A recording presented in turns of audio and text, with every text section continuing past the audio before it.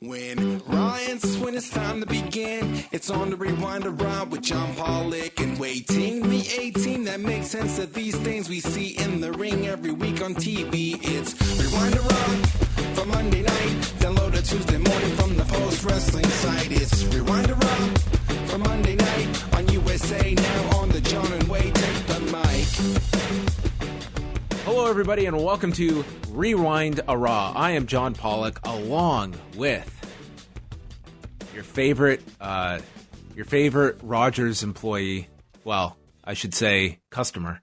Wai Ting is with us. How are you, Wai? Yeah, no, the best. My favorite company. Who doesn't love their cable company? Of course, right? Who doesn't have who doesn't send Christmas cards to their cable company? Who wouldn't invite a Christmas company to their wedding?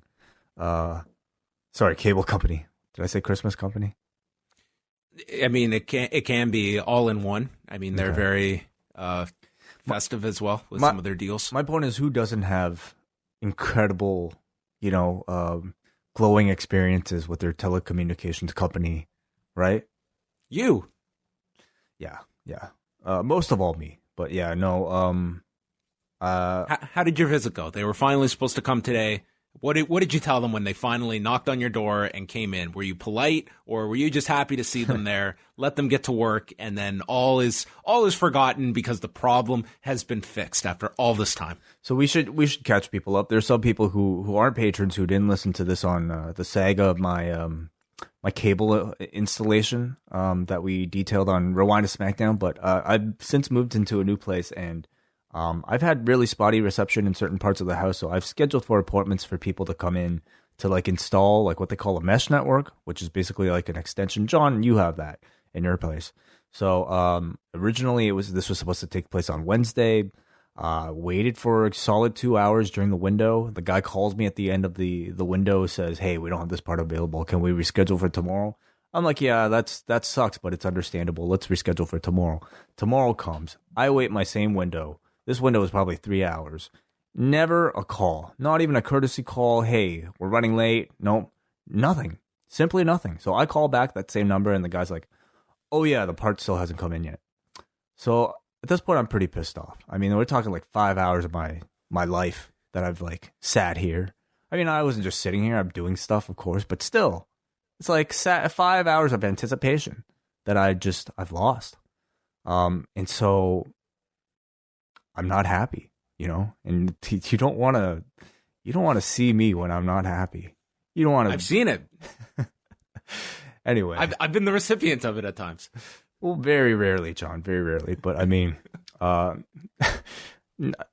didn't have very kind words for him, but ultimately it ended with a rescheduling of the appointment, and the rescheduling of that appointment was supposed to be Monday today, from 2 to 4 p.m. and thus, not that I had a ton to do today, but still, come on. I scheduled my period to sit down here for 2 hours, be in the house, just to make sure that I'm here for this appointment. And again, 2 hours passed, not a phone call. So, what would you do right now in this situation? I would call them up, and I would explain the problem, and I would say, "I have 2 instructions here, okay? Number 1, you go to hell. Number 2, I'm going to Bell." Hang up. That sounds pretty badass. Anyway, I think that rhyme sounds better than "I've got grit, I will not quit." Oh, I would have ready to cut a whole Aleister Black promo on him. I'm like a man locked in a cage, okay? And I should have just I don't have a signal. I should have just done that promo from last week word for word. Would have really fucked them up. But anyway, I've got them all saved. I can send them to you. Oh, thank you. Yeah, but you know how it is. It's you call somebody, and the person that's dealing with you is based all the way out in some other country. Has nothing to do at all with the people that are supposed to show up here.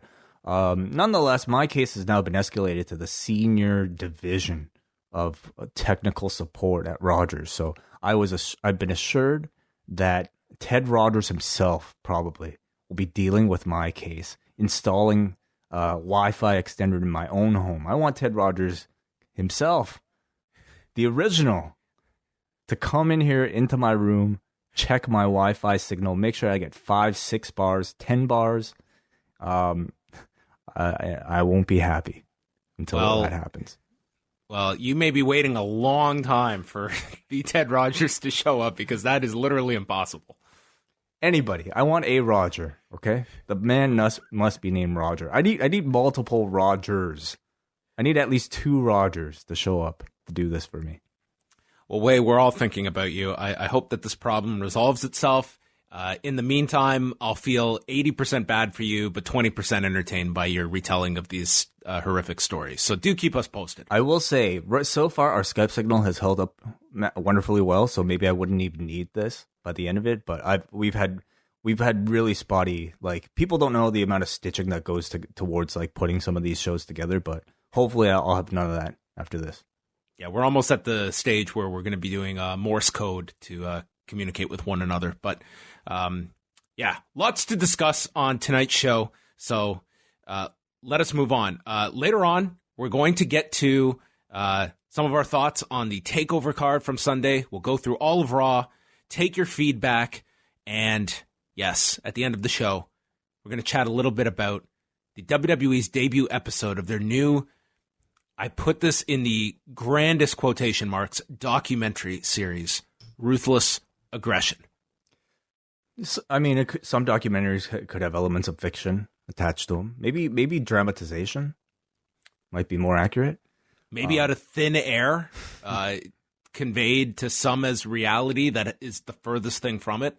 All of that and more to come. But off the top, Wai and I have an announcement to make. I know many people have been asking us what is going on WrestleMania weekend. Yes, there are some shows going on. Yes, the WWE is running a little card at the stadium, but everybody wants to know what is the real pillar event of the weekend. Well, it is happening on Sunday, April the 5th, WrestleMania Day. It is post-wrestling live in Tampa. Wai and I will be live at the Art Institute of Tampa's Atrium. This is going to be in Tampa, just minutes away from Raymond James Stadium. And tickets for this event will be going on sale this Thursday at 10 a.m. You can go to postwrestling.com/live, or you can just click on the button on postwrestling.com that says Live in Tampa, and that will take you to the site where you can purchase your tickets Thursday morning, 10 a.m. And we have pretty much 2 sections of tickets that you can get. The first one is the VIP ticket, and that comes with a VIP lunch with Wai and I. It also comes with a commemorative post-wrestling live in Tampa shirt, as well as entry into the Q&A, a meet and greet with us after the show. And on top of all of this, folks, if you are driving to WrestleMania, it comes with a parking space at the venue where we're going to be at, which we said is walking distance to the stadium. You get that spot the entire day. So that's a nice little added value that this venue is providing us. And then we have the regular ticket that comes with the Q&A, as well as access to the meet and greet afterwards, as well as a drink bar as well. So you can go look at that. And again, Thursday, 10 a.m., tickets go on sale at postwrestling.com/live. And we hope to see many of you in Tampa. $5 off for all patrons, as usual for all of our shows. So you'll be getting a code for a discount probably on the Wednesday evening before the tickets go on sale. So if you're a patron, do look out for that. And if you're not a patron, consider signing up. It's $6 a month to sign up, and it's $5 off one of these tickets. So if you're just going to buy one of these tickets without a patron code, you're an idiot. You're as big of an idiot as WWE says all of you people who are still buying pay-per-views for full price are. And that certainly hasn't bit them in the ass yet. So, yeah. Check it out, everybody. So post-wrestling live in Tampa. I'm looking forward to this. We'll be doing our regular Q&A show where we usually go about 90 minutes or so. And then a meet and greet right afterwards if you people are not sick of us by then and want to hang out afterwards. And we should go over the time as well. It's going to be starting that day on Sunday, April the 5th, noon. Doors will open just before that at about 11:40 a.m., and then we'll be there from noon until 3 p.m. In the venue. Plenty of time. As we said, we're very, very close to Raymond James Stadium. So if you're going to WrestleMania, super convenient. And if you're driving, a spot to park if you select that option with your ticket. All right, let's move on to this week's schedule. Just quickly looking over what's coming up on Tuesday night for patrons. It's the return of Rewind Away. We are up to number 55 in our dramatic... What a chronology of events we have reviewed over the past 2+ years. This week, we are adding to the library. It is the 1974 film The Wrestler, starring Vern Gagne, Billy Robinson, and Ed Asner as promoter Frank Bass. It's a film that I've heard talked about. I mean, I consider myself somebody... We've reviewed this way. We have? I think so. You're joking. I'm pretty sure we have. Are you sure about this? I reserve judgment on that. Multiple people are going to message us by the time they're listening to this. Maybe I'm confusing this with I have seen this movie. So I only assumed it was because we have reviewed this. We have not reviewed it. I believe it's been requested. But I mean, listen, I could be wrong. But I'm pretty sure we haven't. Okay. You might be right. I may have watched this just for no reason, which I don't know why. We're really at that point. And that really it goes to illustrate my point, John, that I consider myself somebody who's pretty much watched everything that has to do with wrestling that's out there. I am pretty sure I've never watched this thing yet. So this will be a lot of fun. It's like it's something that it seems like it's a really one of like the first real fictitious documents of like, I don't know, like a fictionalized form of, I guess, a fictitious professional wrestling. But you know what I mean? Like a movie about pro wrestling. I cannot wait to talk about the man, the myth, Mike Bullard. Who's pretty much Vern Gagne playing Vern Gagne under this different name. But he is going to teach us all about the philosophy of professional wrestling.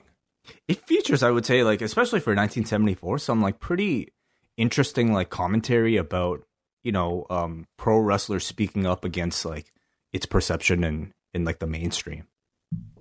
Yeah, at a time when it was very guarded, despite that criticism and how it was approached in this film as well. So we'll be diving into that Tuesday night for members of the Post Wrestling Cafe. That will be available regardless of your level on the Patreon. Wednesday night, we've got Rewind to Dynamite, and up next, which we can also mention that Braden and Davey, I wrote on the schedule here, up next with Braden Harrington and Braden Harrington, which would be just an insufferable show. Davey Portman will be joining one Braden Harrington, and they also do their show live every Wednesday night, 10:30 p.m. Just look up youtube.com/upnext if you want to watch them live, see them in person doing this show. Thursday, we've got the Café Hangout live at 3 p.m. Eastern Time for all patrons. Joining us this week will be Kristen Ashley from the Bell to Bells website. We're going to be chatting about launching her own site, just kind of the state of women's wrestling at the moment, and whatever else is going on news-wise this week. So look forward to having Kristen on for the first time, and then opening up the phone lines, whatever else people would like to discuss on Thursday. Open phone calls, as usual, on Thursday. On Friday, British Wrestling Experience Jamesy is going to be interviewing Riptide Wrestling's owner, Josh Bevan. So the latest in the Jamesy Chronicles. He's done some outstanding interviews over the last couple of months with Daniel Makabe, with David Starr, that got a ton of praise. So this will be his latest interview this Friday. Friday night, it's Rewind to SmackDown with myself and Way. And then Sunday, WH Park is joined by Mike Murray for the latest Thunderstruck, chatting Jushin Thunder Liger versus Black Tiger 2 from June of 1996. So the whole schedule is up at postwrestling.com. You can check that out.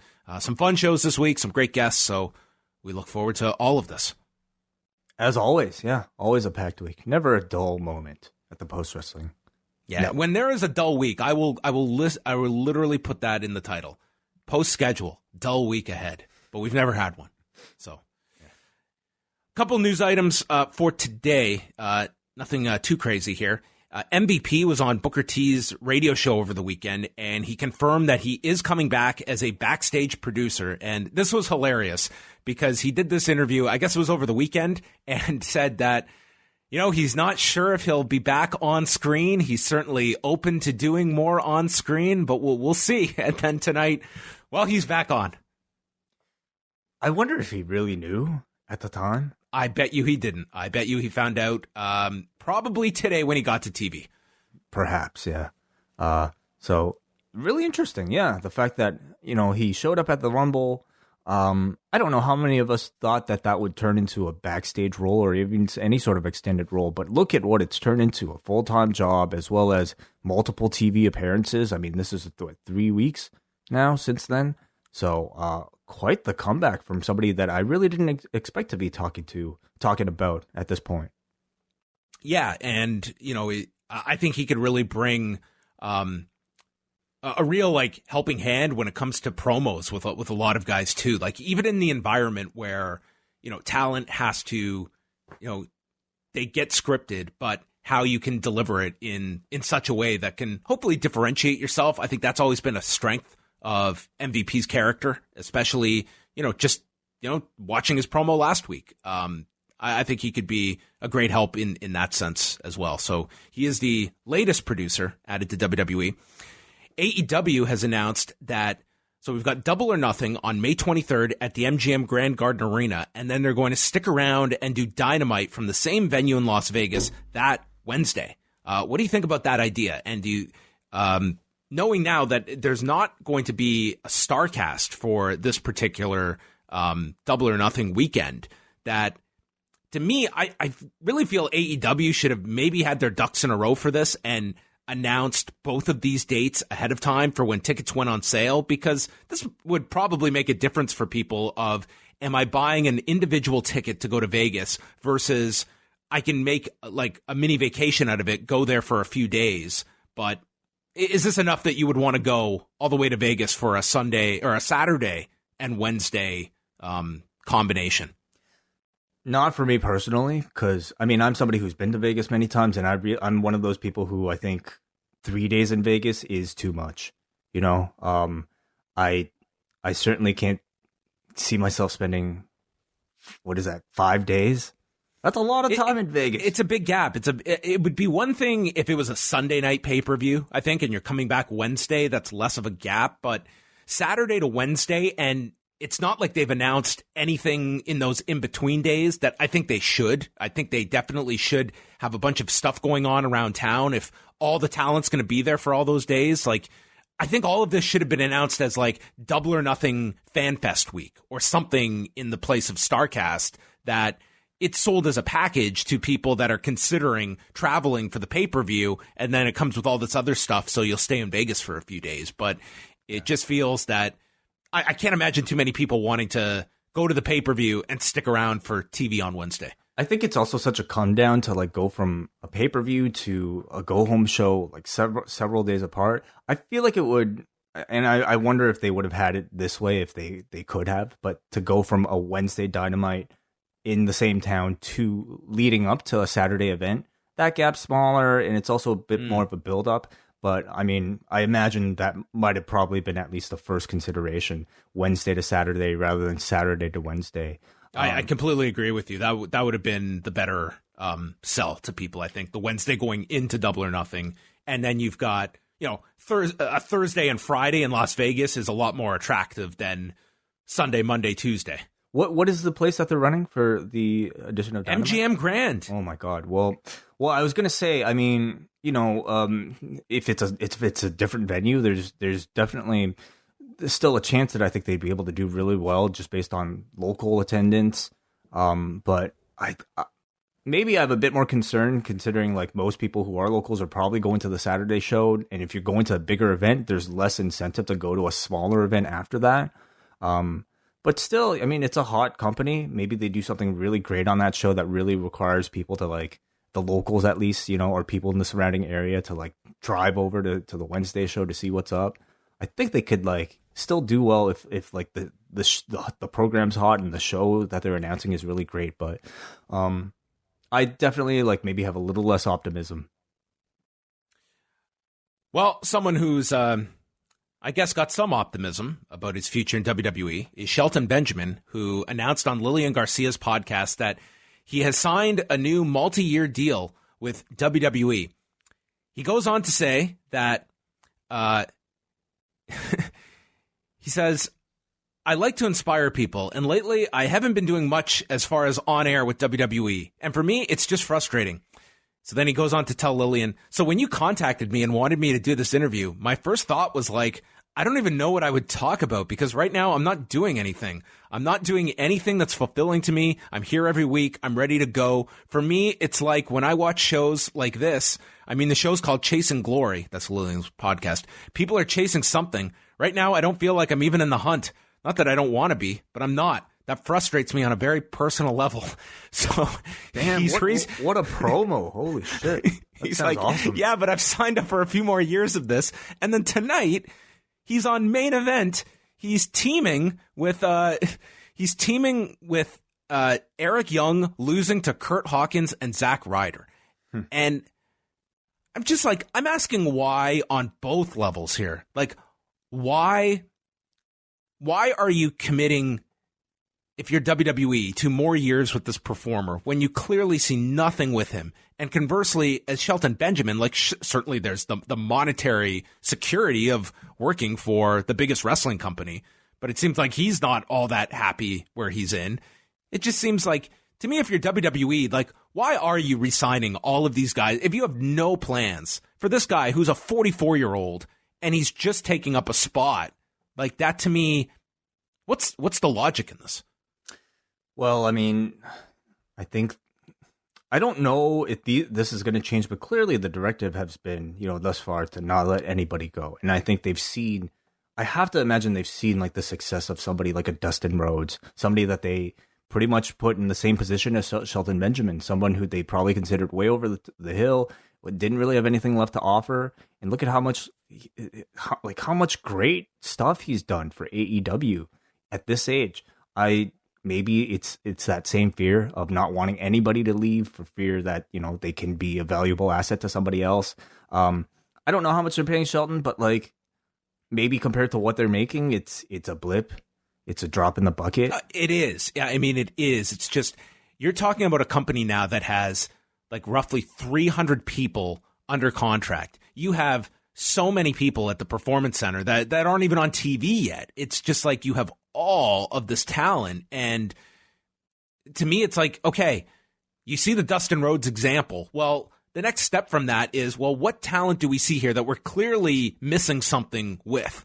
And they have not demonstrated that with Shelton Benjamin. And to me, I don't really agree with this idea of like, we're just going to stockpile all these guys that we have no plans for, that are just going to be here every single week. It would be great if they had a super idea for Shelton. I'm not against someone that's 44. There's plenty of capable people at an advanced age that can do this very, very effectively.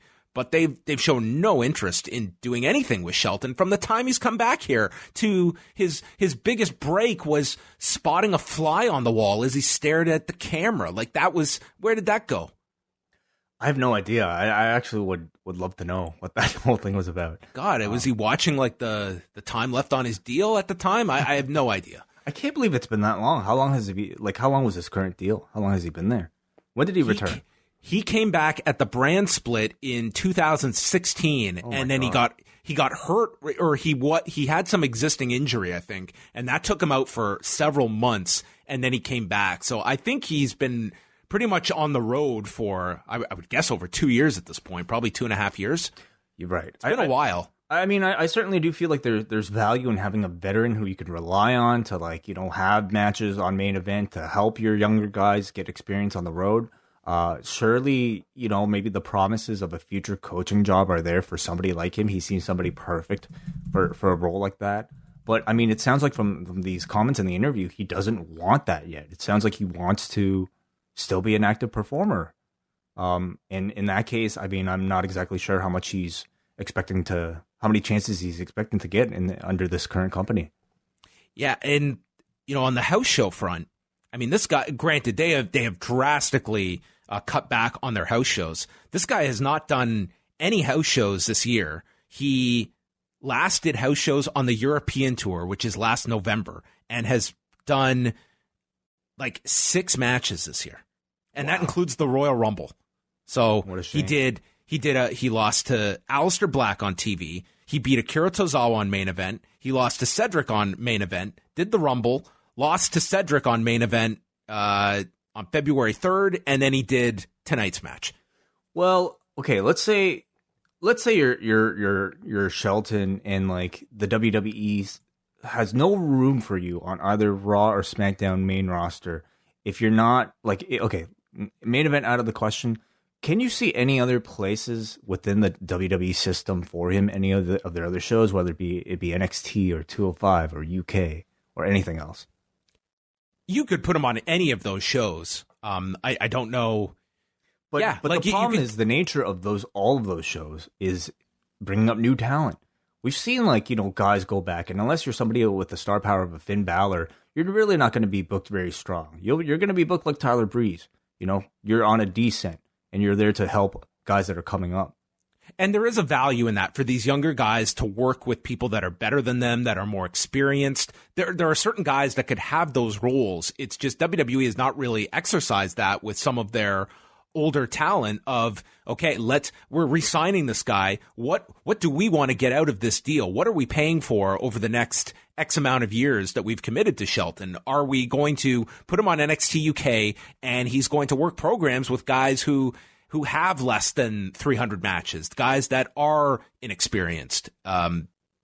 If there's a game plan, I'm sure that Shelton Benjamin is not a very difficult person to make happy, but just present me with some kind of plan. And it just seems that you're signing up for more years of this, and it seems like you're announcing that you've resigned, and you're clearly not happy with where you are. But you're, probably it was probably a good enough offer that he could not walk away from. Yeah, obviously. Anyway, those are your news items for the day, and we'll transition over to Monday's episode of Raw, which saw us in Everett, Washington, and we started off the show with the promise of a sermon with a photo of Rollins with animated candles. And then we transitioned to an angry-looking photo of Becky Lynch with the caption, "Becky bites back." Yeah, they've, do you like that? I like it. Look at all that alliteration. Becky bites back. Yep, I was ready for 3 hours. This is setting up my evening. Randy Orton comes out. They recap the attack on Matt Hardy last week, and he said the no-holds-barred match is not happening after last week. Hardy is in the back trying to get cleared, and he said the Hardys are known for jumping off the highest of highs and hitting the lowest of lows. Matt walks out in a neck collar, and he still wants to know, Randy, what the hell is wrong with you? He said that Randy tried to take his passion away from him, and he said he's going to fight Randy, but the doctors won't clear him. And he tells Randy, just like Edge, I have grit, I will not quit. His future will not be determined on Randy's terms, as he mentions that his future is in question. And he gets into the ring. Orton respects him. He says, Matt, you've got balls, but I also respect Edge. I love him like a brother. And he just shakes his head and says, I'm truly sorry. And Randy leaves. He walks up to the top of the ramp, and then he slowly takes his jacket off, and Hardy is all ready. He's grabbed a chair. He yells, finish me, Randy. And he goes to swing the chair at Randy, misses, the neck gets snapped on the top rope, and Randy hits him with the RKO, and this crowd starts chanting one more time. Of course they can't help themselves. I mean, nothing at all wrong with Matt's performance here, but this crowd was not playing along. Oh, it's the coolest move they got. I guess. Then he just beats down Matt with more chair shots, takes off the neck collar, sets up for another concerto, but he hesitates, he goes to leave, and then he returns, and he takes Matt down to the floor, places his head on the steps, and drills down the chair for the concerto on top of the steps. The cutaway to the different fans, one woman was just in horror at this. One was laughing, but the cutaways were pretty great here. And then he comes back and he does a second one. And he's just shouting, I'm sorry. And Randy leaves. So this was like 20 minutes to start the show that this was drawn out over. And it's going to be really hard for them to figure out a way to get Matt on next week's show. Yeah, wouldn't that be great? He just shows up. I fully expect, I won't say fully expect, but it's at worst 50-50 he's back next week. Yeah, I guess they can add some black eyes on his face. He'll be in a wheelchair with they're just going to make it a joke. Like he's in a wheelchair, black eyes, the neck brace, arms in a sling. And then Randy's going to, I don't know, drive him off of like a cliff. Run him over a car. Yeah, it's like Wile E. Coyote with him at this point. I don't know if the plan was always this or if they were actually planning on doing a match. I'm not sure what the hell or if last week was actually supposed to be the write-off or what. But I am still glad that we got this segment because I thought this was another really great segment. Provided, if you enjoyed last week, which I think everybody did, it provided very much more of the same. A great impassioned speech from Matt Hardy, really showcasing Matt's ability to cut a serious promo, which I think is a side of his that we really haven't been exposed to much in recent years. It also, I would say this week, called upon a bigger performance from Randy Orton. And, much like he's been doing this entire storyline, I thought he was next level horror movie villain here. The way he does something, then stops short of finishing it, leaves, and then surprises you again by doing it anyway. It's just so much fun to watch. And he did this probably 3 times. He was about to do the RKO, then leaves, then comes back, then he's about to concerto, then leaves, then he comes back, and then he's about to... It's just I think it's such tremendous crowd manipulation and such tremendous character work. And I get the feeling to me that he's actually a legitimately scary heel, which I think is so rare in wrestling these days. He's not you have actual horror movie characters, okay? Like the Fiend or the Dark Order or Eric Rowan, and none of these dudes come close to being as legitimately scary as somebody like a Randy Orton. So I mean, as a type of heel that legitimately inspires fear in children, even some adults, I really appreciate it. So he was great. I think this last month has been just Randy's best work in years. He is so engaged in this feud. He's one of the best things in WWE at the moment, and he's doing this angle without his dance partner on TV at the moment. So he's really been carrying this thing, and Matt Hardy's been great as kind of this fill-in for Edge while he's gone. So I think it's been great utilization of Matt during this kind of swan song for him. But again, it's you look at some of these guys that they had nothing for Matt for all this time. Mm-hmm. And then all of a sudden you give him a microphone. This guy's great. And it's how many of these people are, if you just give them something engaging, something to really sink their teeth into, the performances you can get out of people. And if his contract was not up, would he even be in this role? I mean, it's questionable. He may not. For sure, yeah. I feel in their minds, or at least I don't know, as part of their philosophy is, we have only so much TV time, and they only choose to give it to people that they feel like they can invest in so that they can, reap the benefits of in future. People that they can plaster on the side of their trucks. And if you're not, somebody who's already of a certain star level, like a Matt Hardy, unfortunately, unless Matt is probably on one of those trucks. What am I saying? But if you're on the way out, it feels like they just don't see any reason to invest any sort of TV time into you unless it was just for a non-speaking role.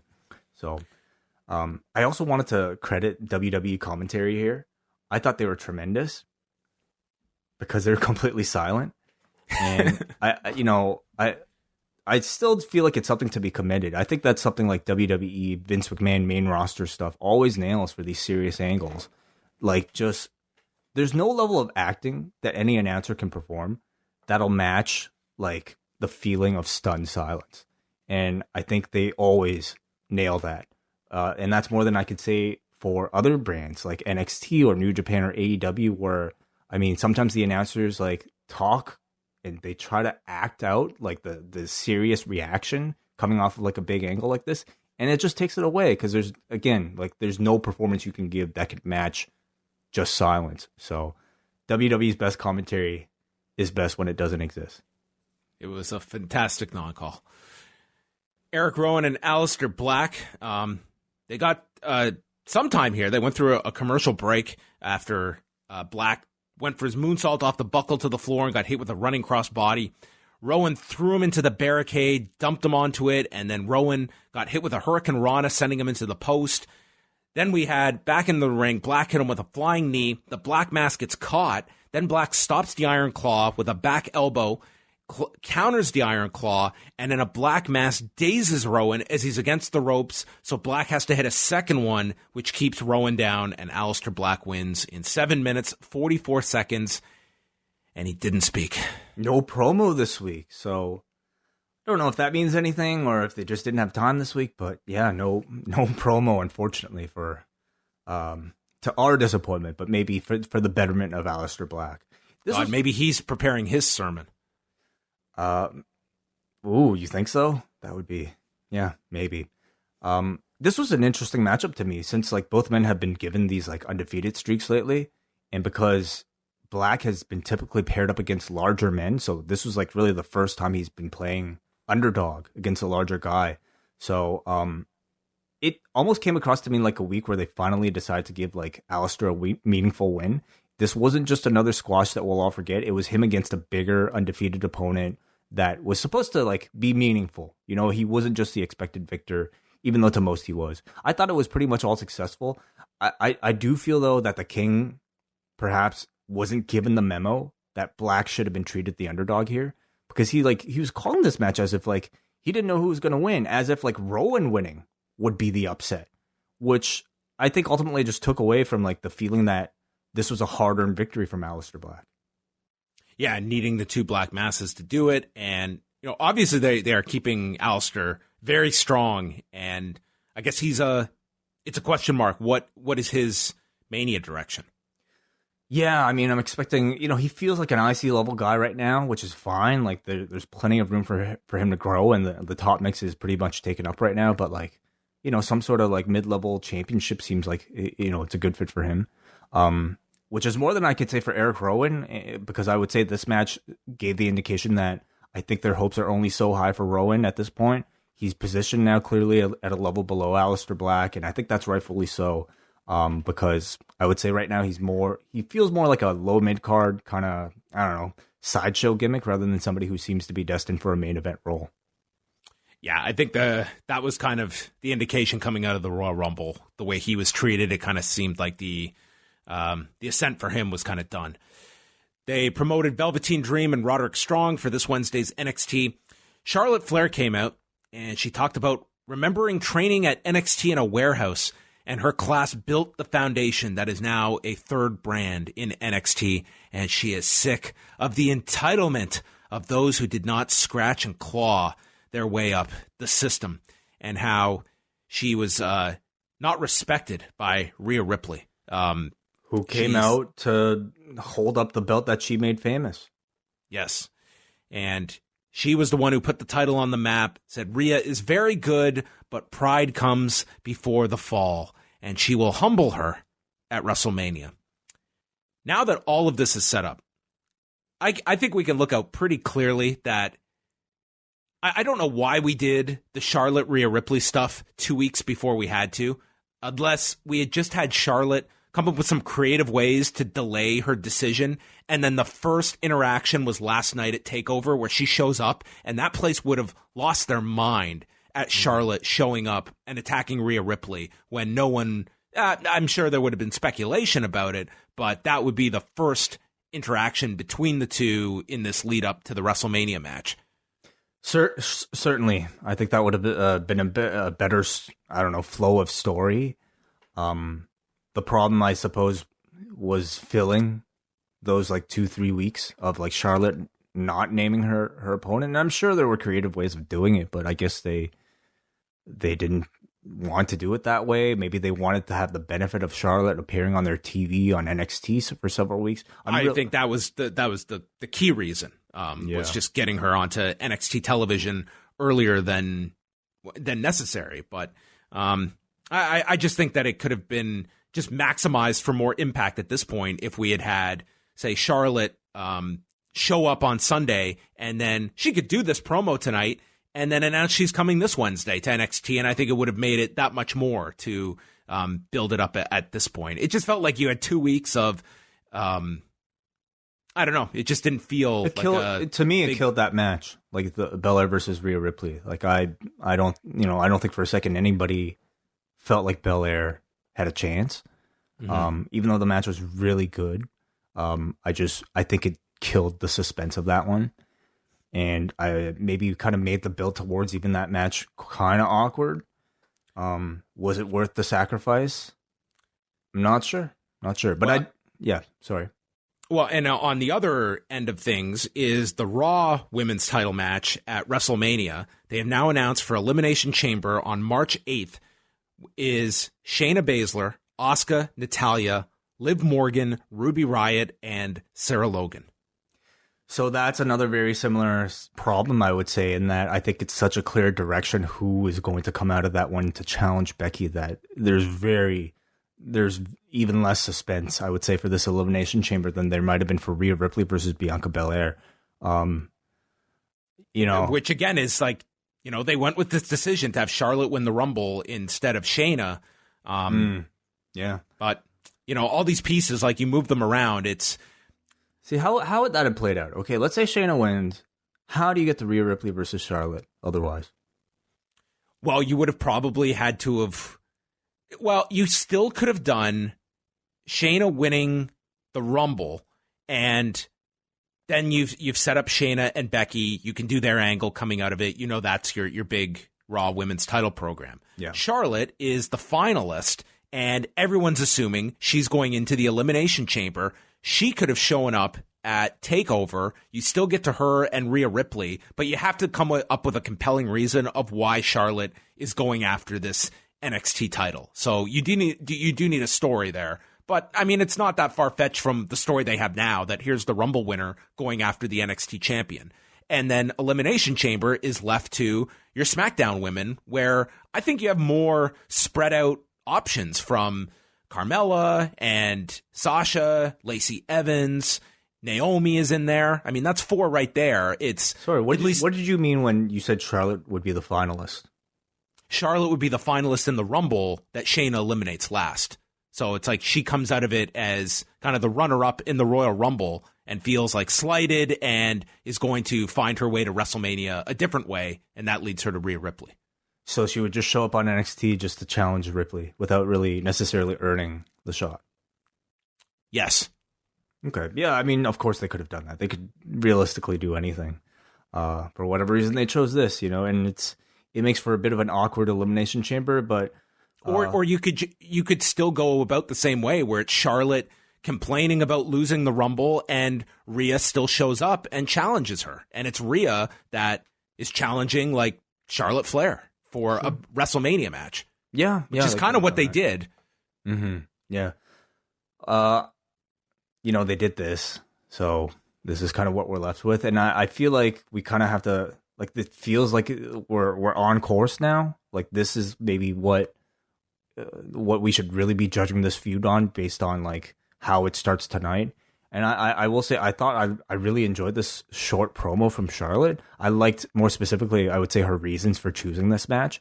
Her reasoning that, Rhea Ripley doesn't respect Charlotte as somebody who helped directly pave the way for her success.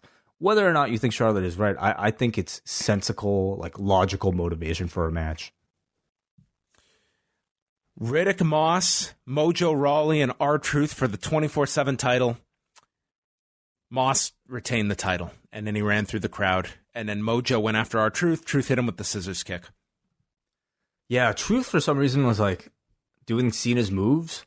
Like, I know he's been doing like the Cena thing actually probably for a while, but now that like Cena's actually coming back, I don't know if this was like hinting at something more or if this was just part of his regular bit, but this was like, man, this was a 24/7 match that they didn't even give him like name keys. The match just starts. Nobody took this seriously. And it's Riddick fucking Moss that ends up like leading this thing. So I still don't fully know who I'm looking at whenever Riddick Moss is on my screen. Like it takes me a second to remember, oh yeah, like that guy's name is Riddick Moss. Like he's just so awfully generic. Like I don't ever think somebody would be underqualified for a run at the 24/7 title. But I think Riddick Moss is pretty underqualified for a run with the 24/7 title. Like at least the celebrities, like the Fox analyst or like whoever. At least they have some sort of star power. Drake, Maverick, Maria Kanellis, like at least they offer like comedy and like entertainment. But Riddick Moss is he's like Amnesia winning the belt. Like I just forget completely everything he's a part of the moment it's over. So everybody deserves a shot, yeah. But like I've seen like several weeks of this guy now. Why is he? How is he like? How did he make it out of the PC? And like how is he even like a part of this run? I mean, to this guy, I mean, he was just thrown up here completely cold. Like, what is there to tell you anything about this guy? He's played football. He was the blocker for Mojo Rawley, and he's turned on his guy within 2 weeks. And we don't know a thing about this guy. He hasn't been given one promo. There's not one thing a fan can tell you about Riddick Moss. Not a thing. No vignettes, nothing. I mean, I don't know like what the long-term plan is, or if they're just kind of going like week by week. All right, you keep it this week, you give it to. I'm not sure, but I'm sure they have the Riddick Moss Bible that's mapped out through October. Yeah, maybe. But yeah, like clearly zero effort is being placed, at least on the on-screen presentation. I'm not sure what they're doing online. Maybe online they're telling like on .com they're telling this like wonderful, deep story. Yeah, I'm sure it's award-winning. Drew McIntyre comes out. He says it's 48 days until WrestleMania. And since he said the word, he's got to point to the sign, but he's got to do it more impressively than Charlotte just did. So he gets all the fans to point at the sign as he does the Claymore countdown. And then countdown. They've named it now. Yep. He says that Suplex City is located in Claymore country, and they are invading it and demolishing it to the ground at WrestleMania when he becomes WWE champion. Yeah, wow. It's a country declaring war on a city inside of its country. I'm sure that's happened, hasn't it? Historically? Well, I mean, it just seems like it's some civil unrest within Claymore country. Yeah. Paul Heyman comes out, pretends that Lesnar's here. Of course he's not. It's Everett, Washington. And he rehearses what it will sound like when Lesnar retains his title against Ricochet and Drew. Drew fires back about kicking Lesnar's head off, and then Lesnar says, "I'm not here to debate you," and he introduces MVP. MVP comes out. He cut a promo on him, thought they were old friends, and compared Drew McIntyre to Billy Connolly. And that set up their match with MVP hitting him with a running boot. Drew comes back with a boot, rips the tape off his nose, Future Shock DDT, the countdown, and it's the Claymore for the win in 1:12 from Drew McIntyre. Quick squash. I mean, it seems like, every single week they're giving Drew somebody to squash, and last week I thought went really well, so why not run it back here with MVP actually getting beat up by Drew? I like that they again gave MVP some mic time, because this really just could have been another Drew talking segment with MVP already in the ring, Claymore done. But they had MVP talk here, and I thought it made a difference for this match. I like how he criticized Drew for like cheap shotting him last week before he did it himself at the start of this match. So I think he continues to like showcase his sharpest attribute, which is nice. I wonder if this would be it for him, but we shall see. Never count these guys out. They're very resilient. Yeah. I guess Randy Orton could maybe use him next. I'm not sure. Matt Hardy, MVP. I mean, these guys, they have 9 lives and then some to spare. I think these weeks have been good for Drew. His personality has been coming across. Even though I don't know about you, I found him pretty obnoxious, actually, a little bit. He's bordering on obnoxious some weeks. He does, but the audience is into this guy, and I think he makes the most out of a lot of his material, that he's connecting better than most in this spot. And they're coming up with like all the goofy like names for everything. We've got the Claymore countdown, we've got Claymore country. I mean, it's It is the full-on WrestleMania babyface branding for this guy. I'm just amazed that he's getting the reactions that he's getting, because man, I can't see most people saying things like that, doing the 3-2-1 thing, and getting that sort of reaction. Good for him, sure. They aired a promo for Goldberg showing up on SmackDown this Friday, and then they recap the biting angle with Becky from last week, and she comes out with a brown paper bag. She says that she has found fame and fortune, and she's learned what to do with fame. She doesn't need it. And her fortune, she decides to start taking out money from this bag and dropping it all over the mat, and said that this is her paying her fine up front for what she's going to do to Shayna Baszler. It's a down payment on violence. Bad things are going to happen when I find her. Only animals go for the neck to weaken their prey before they end them. And she lists off all the names she's knocked off, including Ronda, when Shayna appears on the screen and notes that she's in the Elimination Chamber match, which happens to be a cage. And do you know my background? I was a cage fighter. And that's where this match is taking place. It's set up perfectly for me to beat you at WrestleMania. I did not plan to do what I did last week. It just happened. But imagine the things I do have planned. Becky, I'm going to tear the living shit out of you. And Becky says that she's going to be rooting for her at Elimination Chamber. And Tom Phillips informs us that, yes, Shayna was an MMA fighter. So will this match be decided on Elimination Chamber control? Perhaps wall walking? Maybe we'll see like a Pettis kick off the cage. Yeah, this is with all the potential challengers for John Jones, like maybe this is what they got to do at light heavyweight is, get Dominic Reyes in there, Jan Blachowicz, give Corey Anderson a second chance. We should have the referees saying, like, don't grab the fence. Don't grab the fence in this chamber match. So I think here's the deal with Elimination Chamber is that next week is Super Showdown, and then there is one episode of Raw to promote the Elimination Chamber. That's how fast of a turnaround it is. So they pretty much had to announce this match now so that you at least get a few weeks to build it up. But, man, does this one feel like the ultimate of foregone conclusions. Absolutely. Yeah. So on the men's side of things, though, are we even getting at one? Yes, there will be a men's match. Okay. On SmackDown. Yes. And that one's, unless there's a gigantic change. I mean, these ones seem pretty much like this event is about Roman Reigns and Shayna Baszler winning their matches.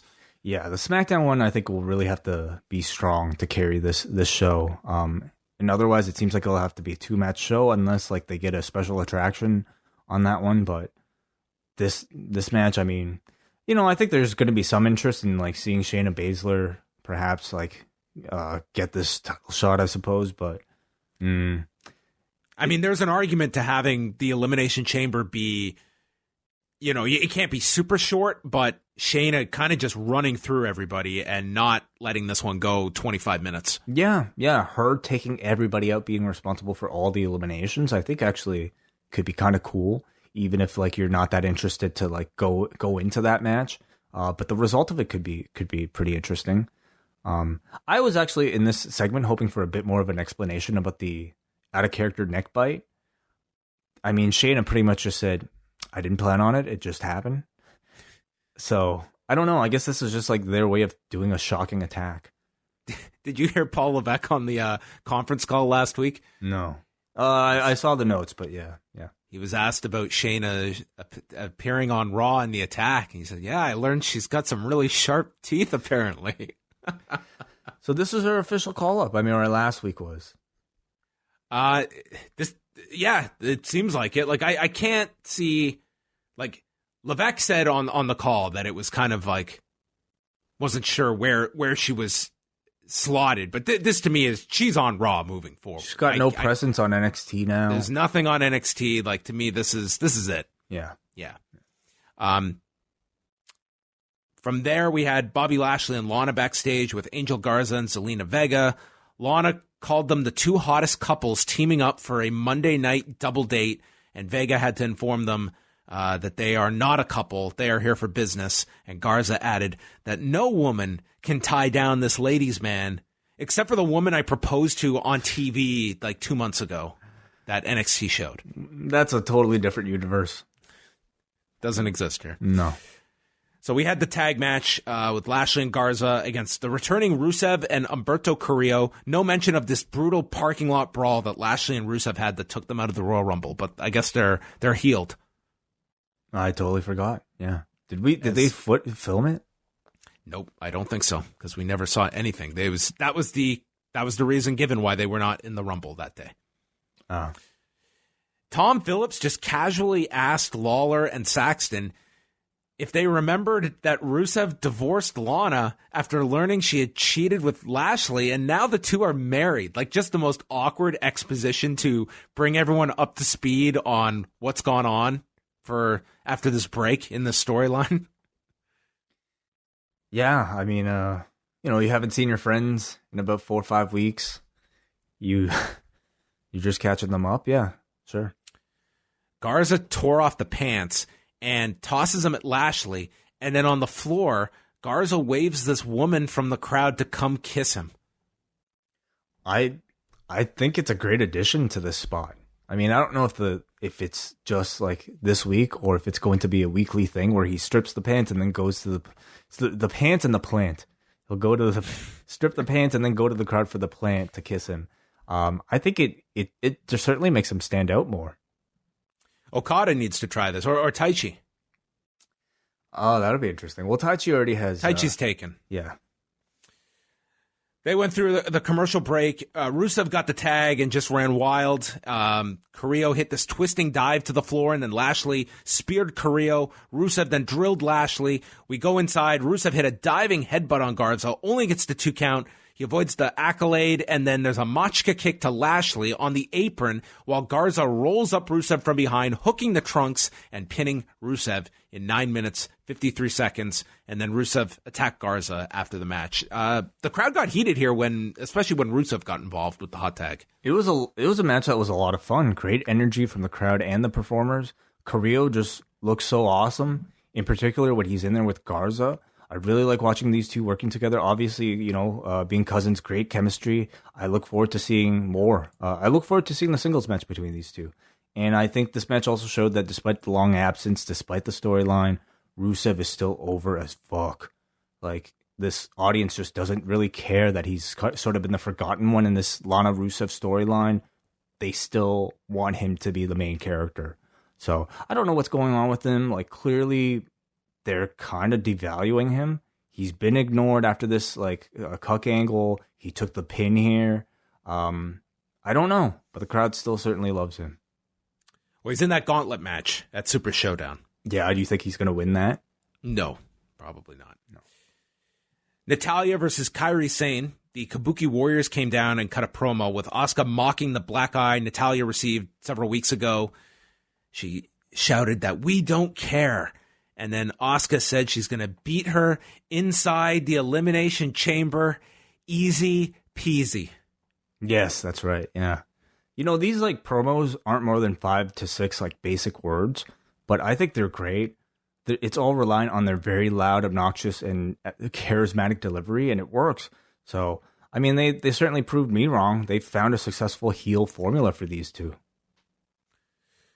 Sane charged at her in the corner and got hit with a discus lariat. Natalya tried for the sharpshooter. Asuka distracted, allowing Sane to knock Natalya to the floor, where Asuka hit her with a head kick, and Natalya got counted out in 4 minutes and 52 seconds.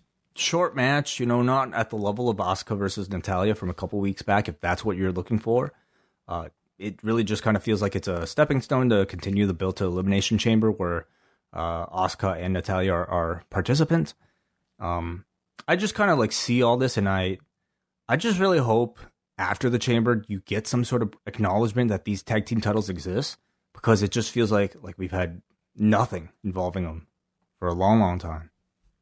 Yeah, it seems that this could be Natalya gets a partner maybe to go after these two for the tag titles. I guess so. Sure. I mean, you could go Liv Morgan. Yeah, it's like you've already done the reunion of Natalya and Beth, so I don't know if that's really fresh for WrestleMania. Those are the kind of ideas they typically come up with. I could see them doing some sort of multi-woman match like they did the year prior, but you could definitely argue that the value of those belts have dropped significantly since like when Sasha and Bayley had them. How many matches are we going to get at WrestleMania? Are we looking at like 17 or something? You know what? They've always talked about defending those belts in NXT, so why not like do that match at TakeOver? You know, with Asuka and Kairi. Yeah, there's no shortage of women down there that you could have as a makeshift team for Kairi and Asuka. If you're gonna like have anybody be a part of any sort of featured match, like I think that the women in NXT are like way more like interesting than anybody on Raw. Well, our next segment, we had the whole ring decorated for Seth's sermon. Murphy and AOP are in there, and I just knew this thing was just going to drag, and I was not wrong. They introduced Seth Rollins, who came out. He said the powers that be branded this segment a sermon. He did not name it that. They completed phase 1 of their movement, vanquishing Joe, Owens, and the Viking Raiders. Phase 2 won't be easy as they seek out the weak and non-compliant. They will find the flaws in the system, rehabilitate them, and eradicate if they must. This is the gospel. I find this character now to just be... I just think it's really... There's so much potential when you get into like a dark character using religion, and this has none of that.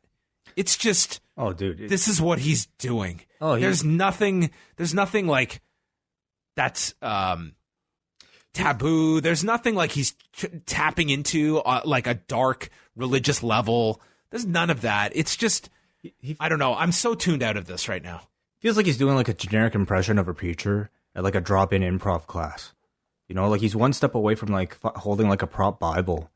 And it's just, it doesn't work for me because I feel like there have been so many similar characters in wrestling that have done it so much better. Like, you know, Punk and the Straight Edge Society, even like a Bray Wyatt. Like, fuck, even like Daniels, Slick, the Pope, like people who do the preachers like way better than I think Seth Rollins, because it just doesn't necessarily come to me like, it doesn't feel natural with him. Unfortunately, it feels like a guy just doing an impression. But I will say, I thought it drew good reaction from this audience, though. Viking Raiders came out, so they were not vanquished last week. Rollins bails on the disciples, so that's kind of the story here, is that Seth continually leaves them for dead. Owens then appears on the ramp to stun Seth, and then after the segment, Rollins set up a 6-man tag with AOP and Murphy against Owens and the Viking Raiders. Mm-hmm. OC come out. AJ is back after the shoulder injury, and this is all about building up AJ now for WrestleMania. He is told by Anderson that he is at his best when the WrestleMania sign is up, and they dub him Mr. WrestleMania. Styles calls himself the greatest star of any roster of any era. He does have critics, but after he wins this gauntlet match in Saudi Arabia, no one can say anything. This is going to be the pinnacle of his career. And after he wins that match, he's going to ask, who's next? He said it could be Lesnar. It could be Drew McIntyre, Ricochet, The Undertaker, Shawn Michaels, Sting. He rattles off the names of the NWO, and then Ricochet comes out. Now, first of all, I mean, it seems like tailor-made here that this guy goes through the guys in the gauntlet, and then the gong sounds, and that's our lead up to WrestleMania at that point. Well, if you think Taker will actually make an appearance? Because it's Saudi Arabia, I could see him actually appearing at that show. And do you think they would do that unannounced? I mean, you can't really announce him ahead of time if you're doing this surprise at the end. I mean, they could wait till they get back here. But those Saudi Arabia shows, I mean, Taker's been on, God, has he been on all of them? I could see, just because it's Saudi Arabia, I could see the lights go out and they're in that stadium. It's Undertaker. Yeah, I guess I'm just a little surprised that they wouldn't announce it beforehand, even, if it is Saudi Arabia. But I think it'll be a cool moment, if that were to occur. Them purposely, throwing in who's next in there and then listing all the other names, feel like we're purposeful misdirections. Yeah, I think so. And sure, yeah, I think most people, I suppose, listening to this know it's going to be AJ versus Taker, but let's see how they take us there. Ricochet comes out and he says no one. The OC tells him that no one believes he'll be WWE champion. He hasn't earned his shot. They laugh at him when he brings up beating Brock Lesnar that he plans to do, and then challenges AJ to a match. And Carl says he can't let AJ's first match back on Raw be against this guy. So Carl Anderson accepts. Yeah. This third hour, dude, I thought was, I don't know. This was like a 90-minute show that was spread out over 3 hours. They all are. I've said of late that I feel the pacing of Raw has been better, but this third hour to me was just... Okay, well, listen. In this particular case, let's think about the fact that Ricochet is the guy challenging for your main title on the next big show, and I think that's as much of an indictment on maybe the status of Ricochet, where I don't think anybody buys that he has any sort of chance. And this is not because there's a. Well, yeah, this one is also because there's another challenger lined up for him. So. I mean, it's a house show, and Ricochet just happens to be sort of like the local guy challenging this week. Yeah, I don't think they're looking at this as... I don't think they even view Ricochet as a quality of opponent worthy of a substantial buildup for this pay-per-view. Yeah. Yes, we could do a big sit-down and look at his career and what this shot means, but I don't think they're looking at this match to have that kind of investment because it's not designed to be something big. They also teased you here with Ricochet versus AJ, and if they were serious about Ricochet, they would actually have him beat AJ Styles clean en route to beating Brock Lesnar. I don't see them doing that. Well, what we don't know, I guess, AJ's status. Like he, for all we know, he may not be cleared yet. That's what I kind of read from this too. Okay, well, I guess in my mind, if you're serious about Ricochet, you would have him beat somebody perhaps higher on the totem pole than Carl Anderson. Yeah. Yeah, I mean, you could have found, other people. You didn't have to be linked to the OC here. It could have been someone else. Yeah, the match went 7 minutes here. AJ clotheslined Ricochet during the break. So the fact AJ did some physicality here, that would suggest that he's probably fine to go.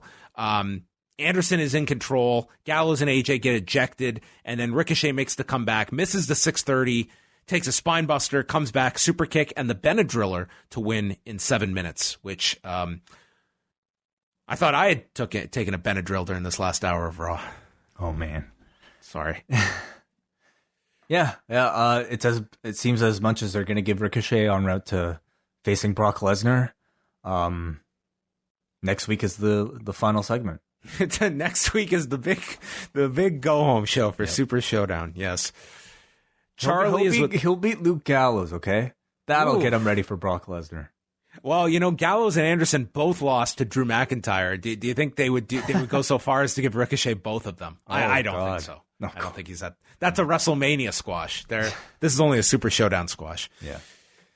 Charlie was with Liv Morgan, and she asks Liv about Ruby Riot's assault on your character. And Liv was excited to see her close friend return. It was one of the best moments of her career when Ruby walked out. And then Ruby betrayed her, tossed their friendship aside, and said, "Before it would have broken me, but I'm not that puppy on a leash. I have found a home in my own skin, and I'm stepping into the Elimination Chamber, eliminating Ruby Riott, and with a straight face, moving on to WrestleMania."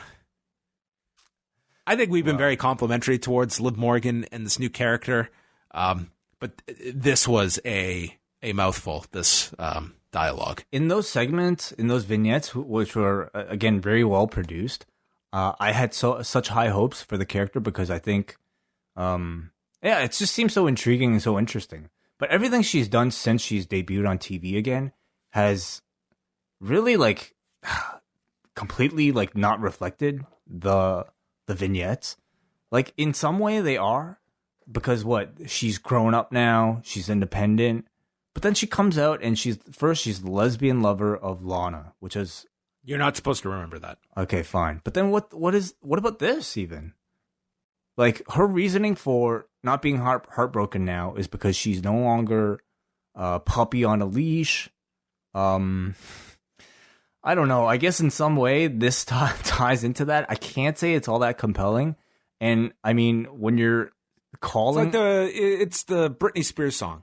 She's not a girl, not yet a woman. You know, I've always listened to that song. I felt it would make a great storyline for a professional wrestling match.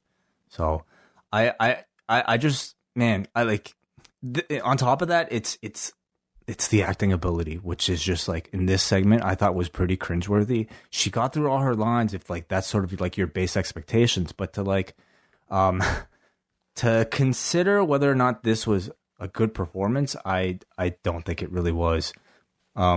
You only get better with the experience, and they clearly see something in her to give her this type of role, this type of airtime. So hopefully she gets better really fast. But to me, this was like not TV ready type of like wrestling speech. And then with like 25 minutes left in the show, we started the entrances for the main event. And listen, I have nothing against these performers, but I do feel this story, it does need to escalate in some form or fashion. If we're just going to be throwing these guys out to kill 25 minutes to end the show, that's really what this felt like for me. And when we got the finish that we did, it was that much more frustrating. So it's Murphy and AOP against Owens and the Viking Raiders.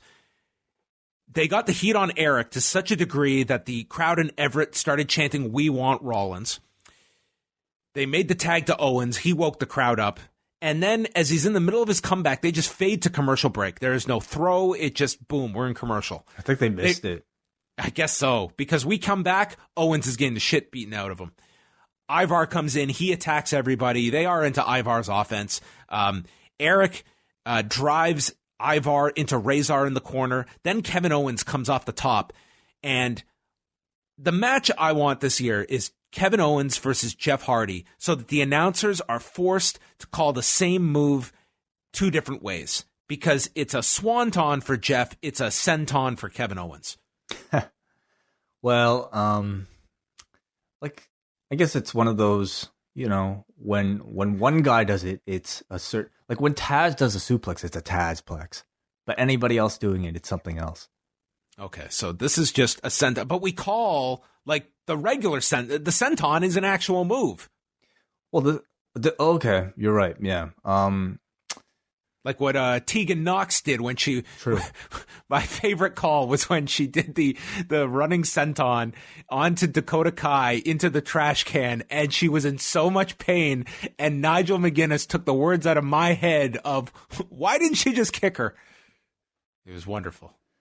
Yeah, you know, you're gonna have to ask them about that. I don't know why. Why is it the Willow's bell, and then why is it a draping DDT when somebody else does it? So there's a pop-up powerbomb to Murphy. Aka makes the save. Viking Raiders dive to the floor, and then Murphy takes a stunner. Owens has it won when Seth Rollins runs in, and we get the DQ finish. Yeah. Oh.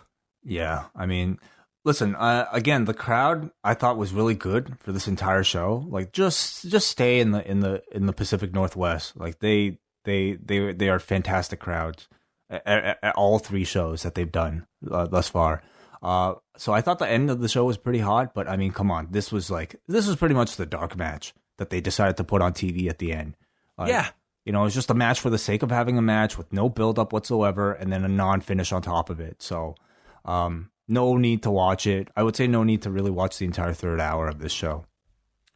Yeah, I completely agree. Rollins said, if this is what they warned about, and if you get in front of progress, this is what happens. So maybe this is a warning to all the people anti-progress wrestling.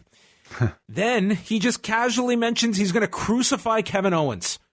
They're going to nail him to a cross Thank God the Street Profits were there.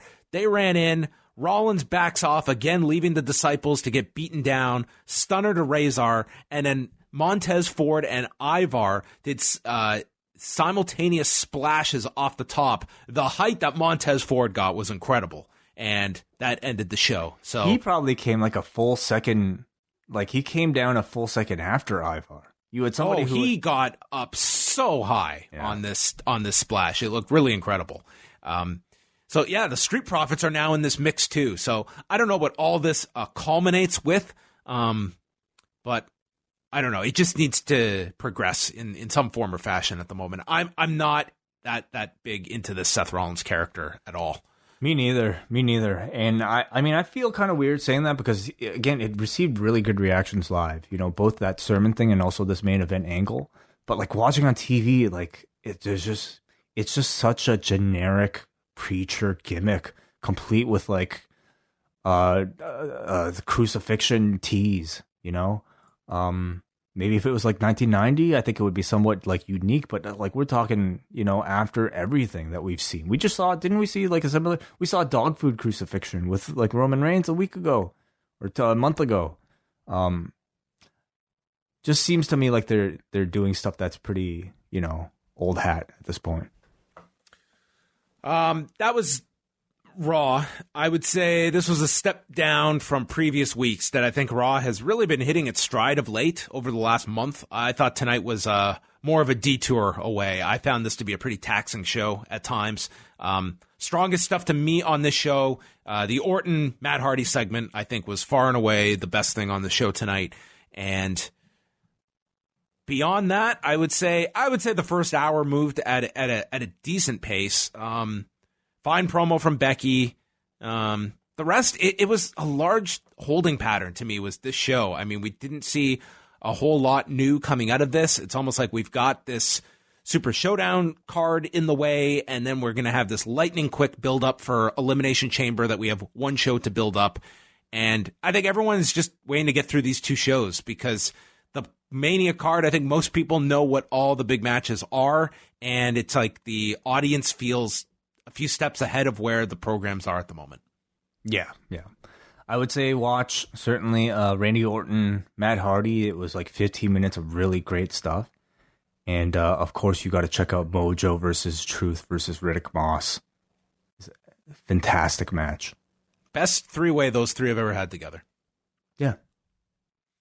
Tonight's episode of Raw on the forum gets a 4.83. And Paul from New Jersey writes, this Randy Orton stuff is pretty peculiar. Matt Hardy has no friends in the back, and this crowd had a certain amount of bloodlust I can really appreciate. I find Charlotte's rationale for challenging Ripley pretty weak. No matter what anybody thought of last week, I thought Becky Lynch hit one out of the park tonight. A down payment on violence was a great line. Kairi Sane was also quite colorful tonight. I like her. 5.3. How much money do you think was in that bag? I mean, a down payment on violence had to have been, what, $5,000? Did she have to take out a loan? A mortgage? Probably got one of those payday loans. Terrible interest rates. Finally, Brandon from New Jersey. He's back. People just aren't watching Raw, it seems, or at least they're not watching enough to leave feedback for us. So Brandon from New Jersey closes us out saying, greetings and salutations, my guys. Been a minute since we spoke, and I want to say hello. Hello. Good show tonight. Good crowd as well. This weekend for the WWE for crowds has been good. Are you guys shocked by this? Is it market reasons? Maybe. I don't know. What do you think, John? I think that this week, they had a really good night on Friday with SmackDown. Like, they sold out Rogers Arena. That's tremendous. I think it's just a starved part for like big shows. Like, they go to the Pacific Northwest, but having TV and the TakeOver, I think that really helped. Like, important stuff going to a part of the country, Canada/US, that is really starved. So I think that helped. He says, anywho, fun show. What do you make of Drew's shirt with the sword in the place of Brock's knife? Phallus tat. He referenced the shirt. I just didn't get a good look of it. I didn't realize it was Brock's sword that he has on there. Let me see this. Drew McIntyre. WWE shop. Well, Brandon goes on to write, how far can Garza go? This guy's charisma is tremendous. I agree. When do you think they will debut Killer Cross? Who would you put him with? And he goes on to ask about the Diego Sanchez fiasco from this past weekend. Killer Cross, I think he's a perfect guy. I would run that first vignette the night after Mania, and I think he would very much benefit from some vignettes, much like Impact teased before he debuted there. I think that would be the way to go with Killer Cross, his series of vignettes before he shows up post-Mania. Would you have him be a solo guy, or would you pair him with somebody? Because I think he would be great muscle for somebody who could, like, he could talk himself, certainly, but like him. He's got that fantastic look, and he can do the promo when necessary, and you can build up to that. Like, he's somebody I would consider with like a manager or somebody, like just some sort of like a mouthpiece or somebody by his side, if anything, just to show off, like, in contrast how big he is. You know, somebody smaller, like a Drake Maverick by this point, unfortunately, is a bit of a kind of like a joke character, but yeah, like. And I personally, I hope he goes right to the main roster. I hope, like, for creativity's sake, he goes to NXT, because I think he'll be used better. I think he'll be able to like develop. I'm saying that because I see him like ready for. You could throw him on Raw, and I think he could be a player right out of the gate.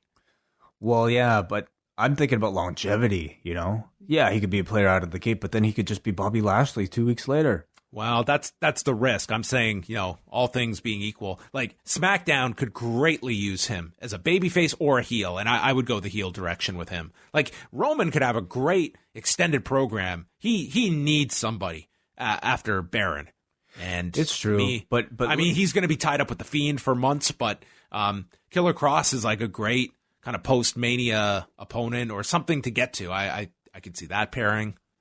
Yeah, it's possible. I think, I just, in my mind, I feel like guys have better chances at longevity if they really take their time to, like, stay within the system. Maybe, like, you know, slow cook them in NXT before, like, cashing in on, like, just a title run right out of the gate on Raw. But, you know, he could be feuding with Matt Riddle, and by June we've got a shirt that reads Killer Cross makes you jump. Oh, very good. Will you buy that shirt? I won't, but the Bobby Fish shirt.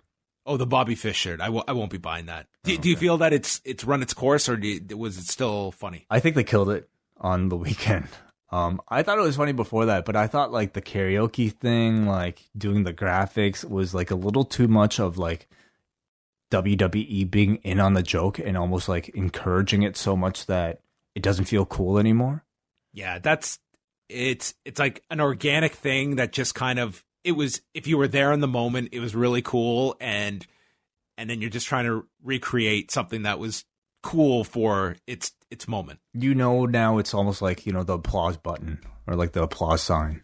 It's right. Like you're and on the topic of shirts, I am looking at this new Drew McIntyre shirt. It's kind of cool. It's a sword, I mean, which is a claymore, as we found out. A sword is also is called a claymore. This type of sword. I guess it somewhat references Brock's, but it's also a different type of sword from Brock's. All right. Brandon, if you want to call into the Hangout this week, we can chat about the Diego Sanchez thing there. I do want to get on over to two final things before we wrap up.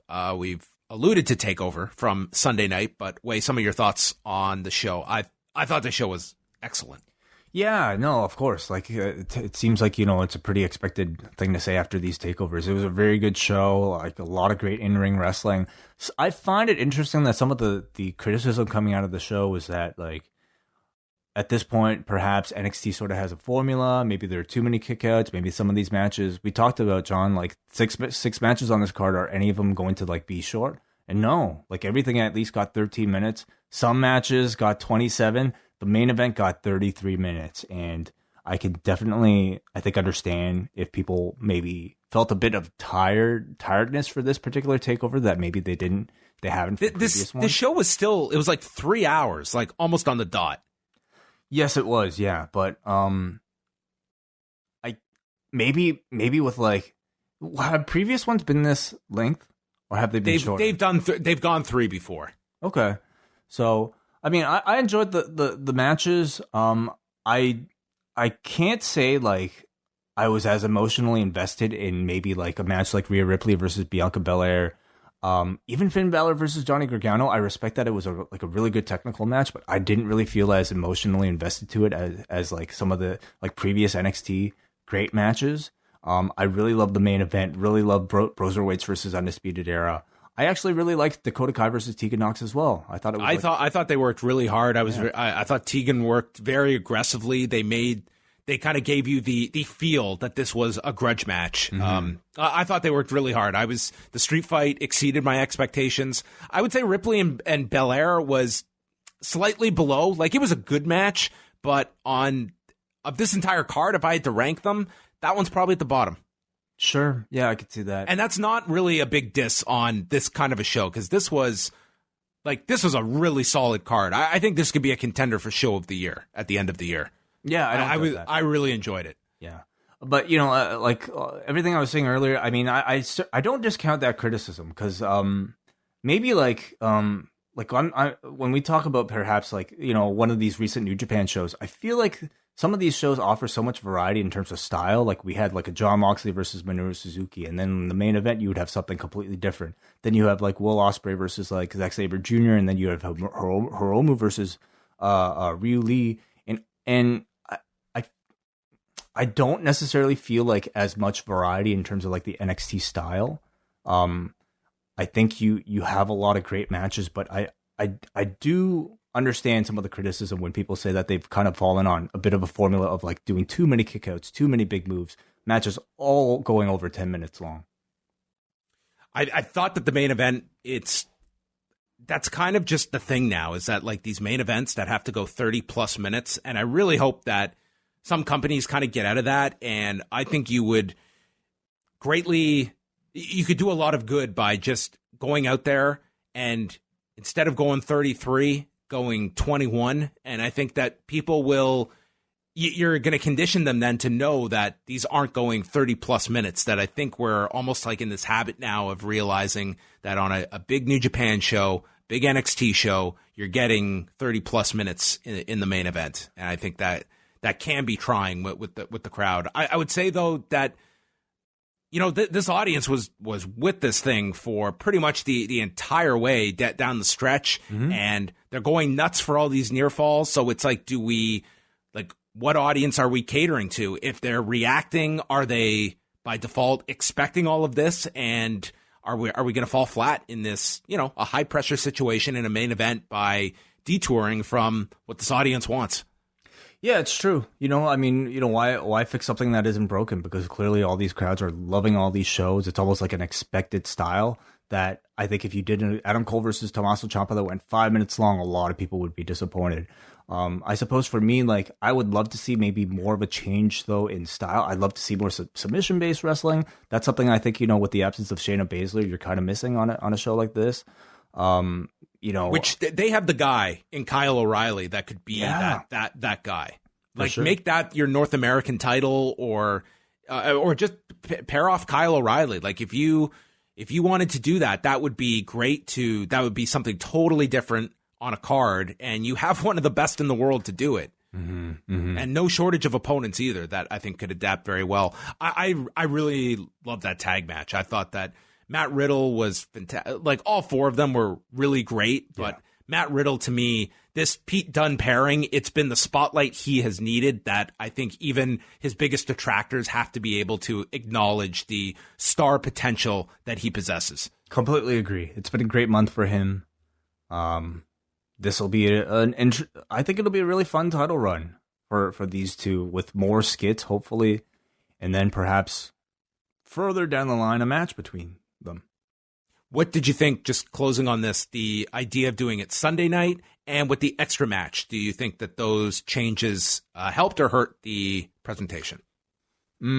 Personally, I didn't need the extra match, but you're also talking to somebody who watches over 10 hours of wrestling a week. So to me, like, one of the biggest benefits of an NXT TakeOver is that they are short and sweet. They're with no dead spots in between. Not to say there were any dead spots in this particular show, but it wasn't like I was craving another 30-minute or even a 15-minute match by the time this thing ended. So I personally didn't need it. But Sunday I really like. To me, that's kind of more routine for me. I like Sundays. I like the Sunday night as well. I thought it was nice change of pace for a TakeOver card, and it was a weekend where there wasn't a crazy amount going on. They don't compete with a UFC event. So, yeah, it'll be interesting post-WrestleMania, like when they don't have when it's on a standalone weekend, do they do Sundays? And I think it's worth doing as well. I think that it's still conditioned for people, like that's the night of the week that you do your wrestling pay-per-view. Mm-hmm. And I know AEW is trying to, make Saturdays their night, but there's a lot less competition on a Sunday night as well. So there's that going for you. After TakeOver, it was the launch of the WWE's new Ruthless Aggression documentary series. We got to watch part 1. First of all, wait, have you watched part 1? I did.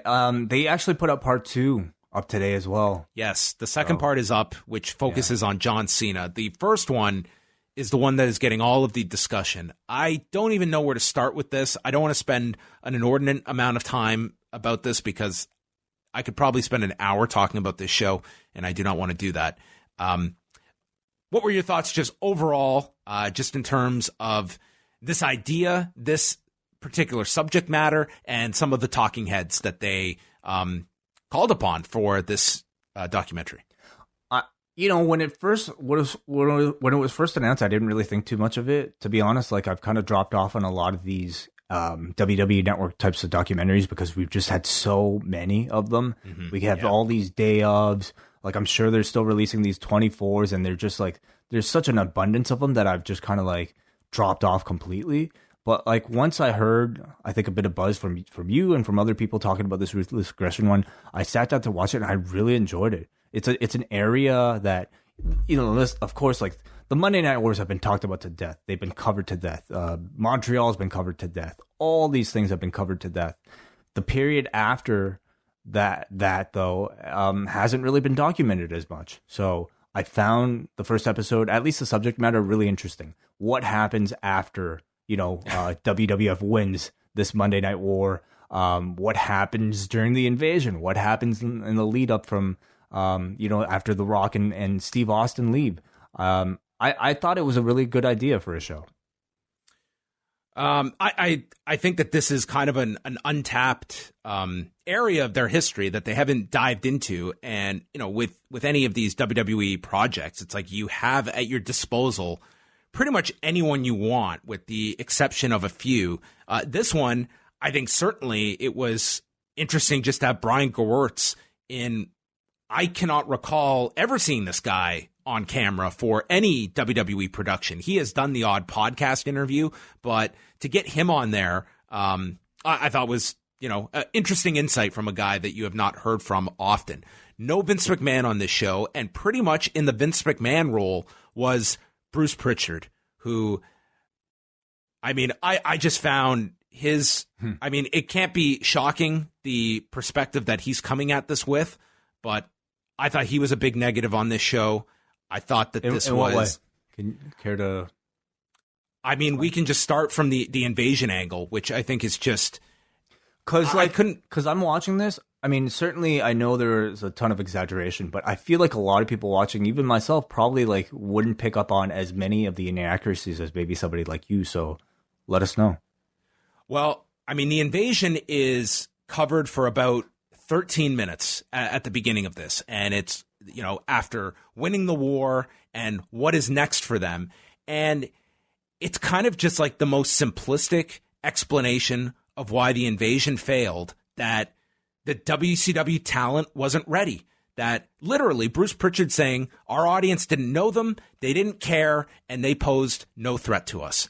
And I think that that's, to me, just very frustrating if you are somebody that they're acknowledging here in this thing, like how big this storyline was. And yes, you were not bringing in the Hogans and the Goldbergs and the Flairs. You were bringing in your Booker T's, your Diamond Dallas Pages. And the fact is, regardless of whether people want to argue about the star power that WCW had, there's no mention here of like the ECW involvement. They just skirted past that. It's that invasion pay-per-view did incredibly well. So you can talk about the lack of star power, but to say that the fan base didn't care is just totally bullshit to me. Because they didn't say that, though. Bruce literally said the audience didn't know these people, they didn't pose any kind of threat, and they didn't care. Okay, I think that, to me, I took that comment to mean more about the storyline as a whole and less so about that particular pay-per-view. Like, Gewurz did say expectations were incredibly high. People were thinking that they were going to see dream matches. And to me, I feel like that pay-per-view was sold based on that alone. I don't even know, like, how many of the people that were watching at the time, like, I don't know. I'm not so sure. Like, I'm not so sure that everybody who ordered that show was following the stories, like, week to week, you know, or maybe they were just more so sold on the fact that it was WCW versus WWE for the first time. Like, but nonetheless, I took that comment to mean more like expectations were very high, but however, the cast that we did have representing WCW, our current audience did not care for. I think that it's impossible to explain the failure of the invasion without it falling at the hands of your creative for that invasion. Nobody forced them to bring in Diamond Dallas Page as the stalker. Nobody decided to bring these WCW guys in and beat them like drums from the get-go. And the argument about lack of star power, you could not come up with a lack of star power to me than the cast and crew that were part of that horrific first season of NXT that were made stars in about 10 minutes by just wiping out the top guys with the Nexus invasion. And you had a red hot storyline in 10 minutes with guys that were presented as jokes on that NXT thing, pulling around beer kegs and just acting like idiots. And for 10 minutes, they made that thing super hot with people that had minimal name value. Yeah, that's a very good point. Certainly, they did not take much credit for the stalker stuff. I feel like I do wonder. DDP was, he wasn't the top end star in WCW, but in '98 he wasn't that far off from it. And it's not like they were working with nothing. And I just thought it was very, the way they positioned it. Yes, you had some WCW talent who were, a year or two out of the power plant, and they were probably not ready for big positions. But to just paintbrush everybody like that, I would have been furious if I was a Lance Storm, a Chavo Guerrero, like some of the guys that came in there that within a few years, you're relying on these people as your trainers on Tough Enough, in OVW, guys that were Arn Anderson, Dean Malenko, these are road agents in WWF. So it's like you can't just dismiss the WCW way of doing things when we adopted a lot of these guys. We signed all these guys. And I mean, that to me, it was a meaningless excuse for, like, to me, the invasion, it was a creative misfire. Like, they just totally bungled this thing. Right. Yeah. I don't disagree. Yeah. I also don't discount the fact that they, even if like creative was really good, I still feel like it would have failed based on, I think, the expectations that were set forth with the idea of a WWE versus WCW feud, simply because they didn't have, I think, most fans' vision of what WCW was. I mean, you could also look at the fact that, every one of those names eventually did come in that I think you could certainly look at, they started the invasion at the wrong time. Mm-hmm. That you could have waited. You could have waited until some of these, and ultimately they could have brought in any of these stars if they had felt that it was worth paying them that. I just don't believe that with the crew you had, especially after you did that ECW injection, you had a red hot angle that night you formed the alliance, that you had more than enough to work with for a long period of time, that any shortcomings of the WCW stars, you more than made up with by having all the key players with ECW, with a dynamic leader in Paul Heyman to lead that charge. That should have been 2 years right there. Really, I think what we were looking for is a documentary about the WWF WCW invasion. I couldn't. After this, like, seriously, I could not possibly get through that. Well, I mean, what I'm trying to say is this whole thing was basically condensed into such a short portion because, I mean, this was about the Ruthless Aggression, and the invasion really just kind of serves as a chapter. Well, we also got, I don't want to overlook the great naming from Mark Jindrak, who agreed with everything here that was said about the WCW talent being poor. And then WCW was bought out by Mr. Vince. Mr. Vince. Yes. Mr. Vince. Wow. Jim Cornette was contacted for this, which I'm guessing that with Jim Ross gone, they need someone to be the face of OVW, and Jim Cornette becomes that person, because I would say if Jim Ross, who would have been greatly needed here, and I think when his book comes out, I'm sure you will get a different perspective on this invasion. Jim Ross would have been in this position as kind of the guy speaking on behalf of OVW as opposed to Cornette. Yes. And then we go into like this post-invasion period where it's the introduction of the brand split. Brian Gewirtz kind of explained about this period that we've talked about a lot, that they were purposely trying to maintain their edge, but it wasn't organic anymore. And it was being forced. And I mean, this was a several-year period, I think, that they were stuck in this, where it was living off the fumes of the Attitude Era, when it was dated, when it was lame, and you got some horrific ideas during this period. And they, Brian Gewirtz was pretty, matter of fact about that. They discussed the brand split, and then it was the loss of Steve Austin, the loss of The Rock, and this is where it's the first time I've ever heard anyone try to kind of defend the Austin-Lesnar booking that, of course, led to Austin's walkout.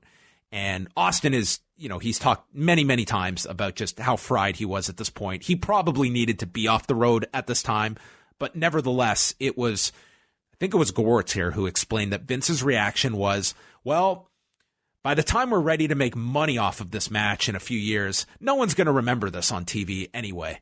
And it's like immaterial for this specific example, but I think it does go to a greater understanding of Vince McMahon's level of sophistication he feels his audience is at, that this is very disposable entertainment, and what we do today, no one's going to remember anyway. And I think it's just an interesting outlook that this decision ultimately was the nail in the coffin for your biggest star to walk off at a time when you knew The Rock was, had one foot out the door.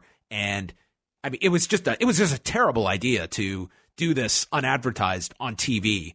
I think you can understand Austin's side of this, but it was, to me, more interesting just to hear Vince McMahon's reaction when apparently this match was pitched to him, and his idea was acknowledging how big of a money match this is, but this doesn't really matter.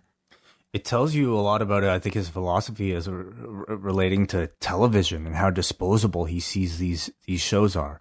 And that's why you get 3 hours of Raw, because it's just 3 hours of garbage that's only supposed to exist for this week, and we're not supposed to remember it anyway. So, yeah.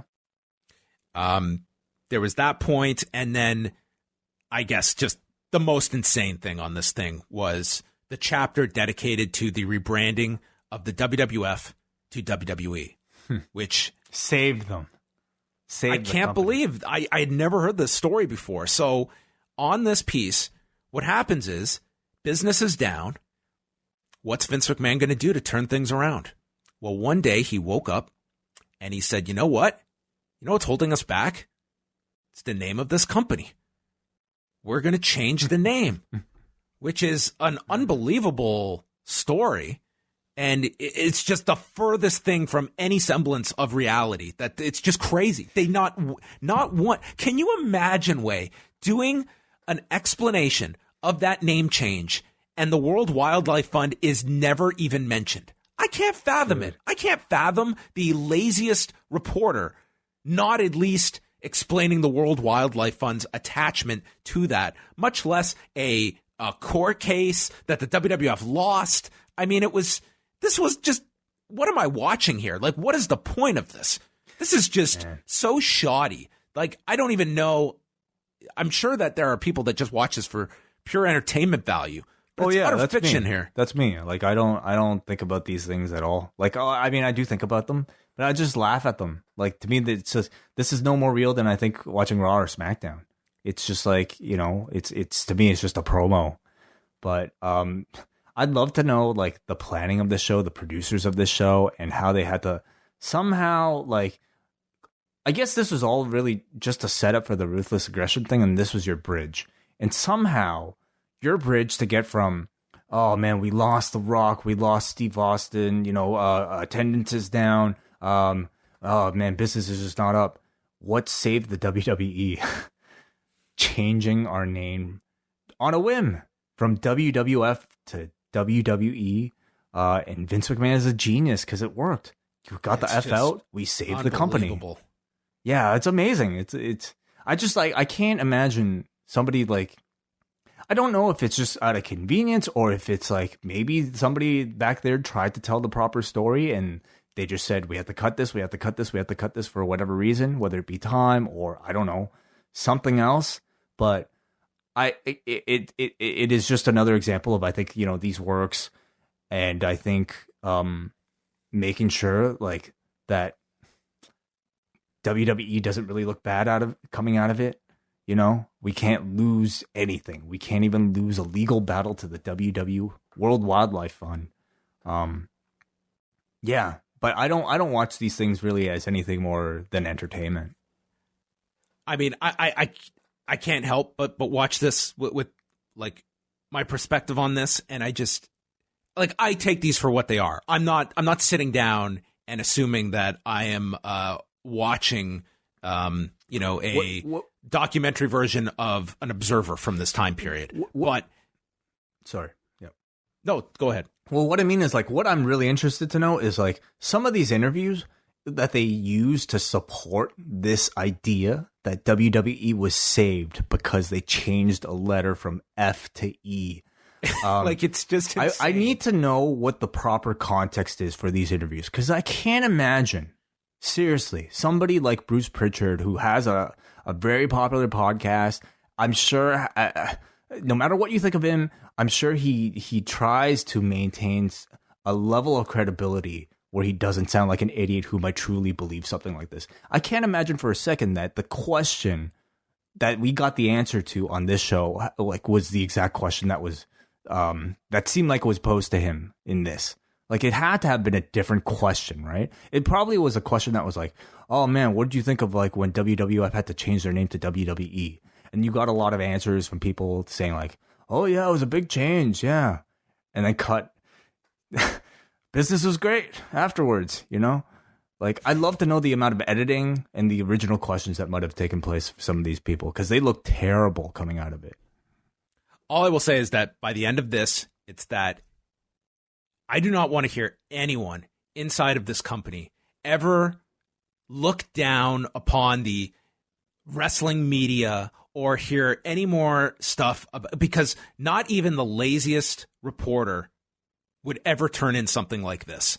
If you were tasked with covering any of this at any reputable outlet, you would be fired. John, there are no journalists. There are no journalists working on this. Like it's segment producers, like probably similar segment producers to the ones that create your pay-per-view promos, or like I don't know, music it's videos. Lying. Like that's what this is. This is lying. Like that's all I am watching here. It's just like It is not even playing with the truth. It's disregarding it completely and making something completely out of thin air to present. And I just don't even know. Like it's just.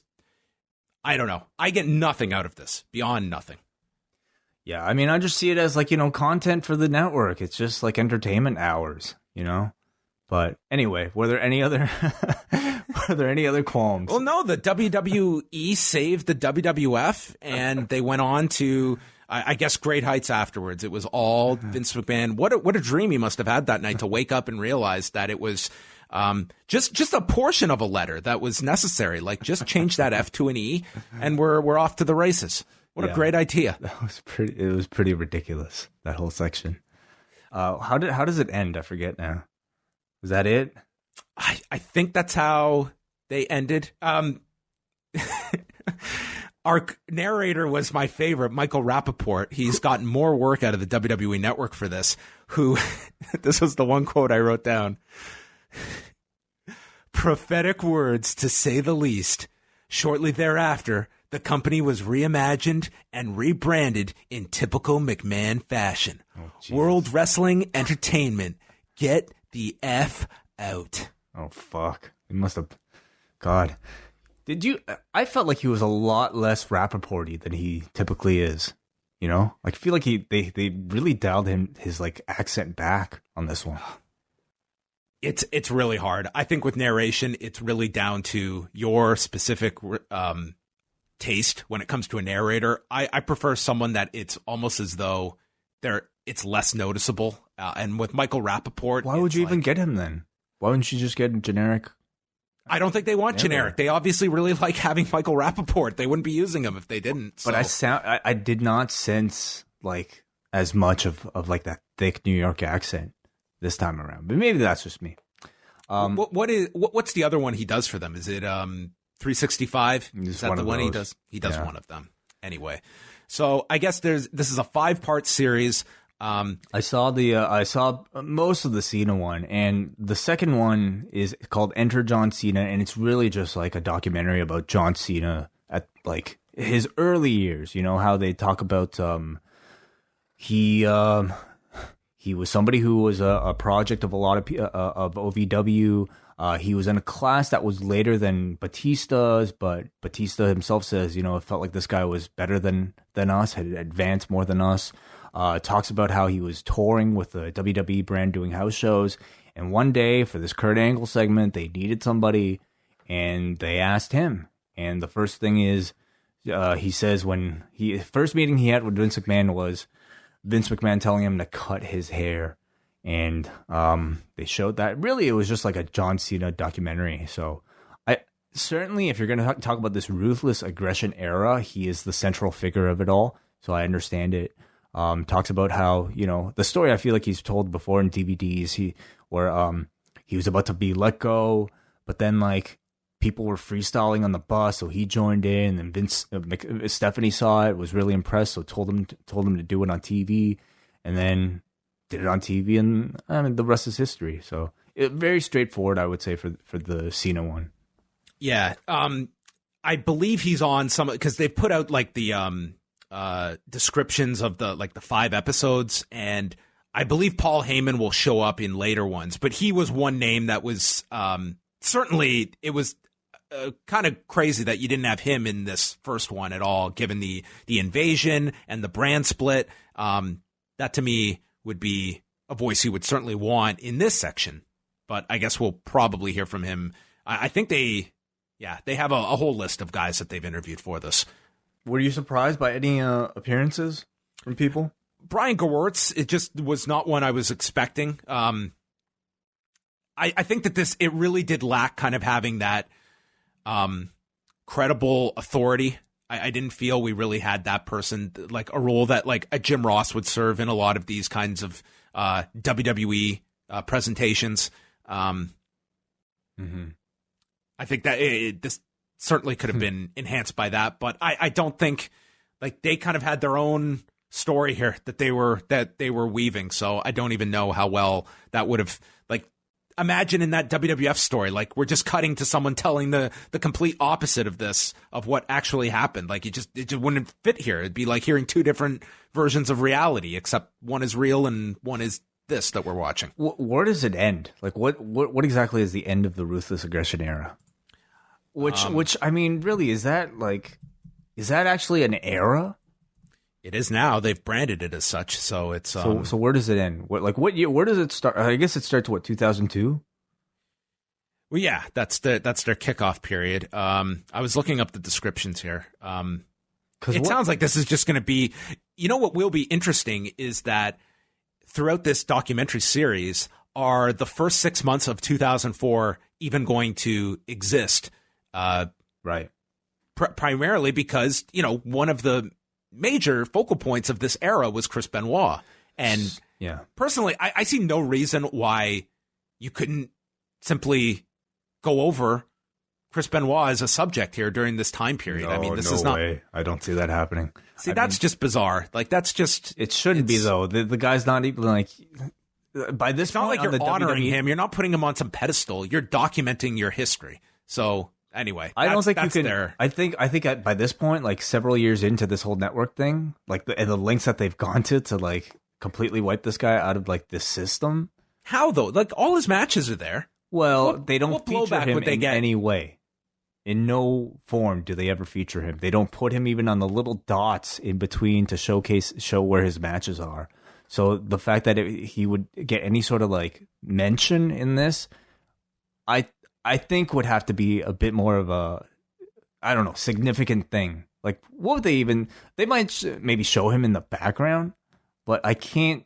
Like they've tried to sanitize him so much, or sanitize like this thing so much of Chris Benoit that I just don't see them like doing that.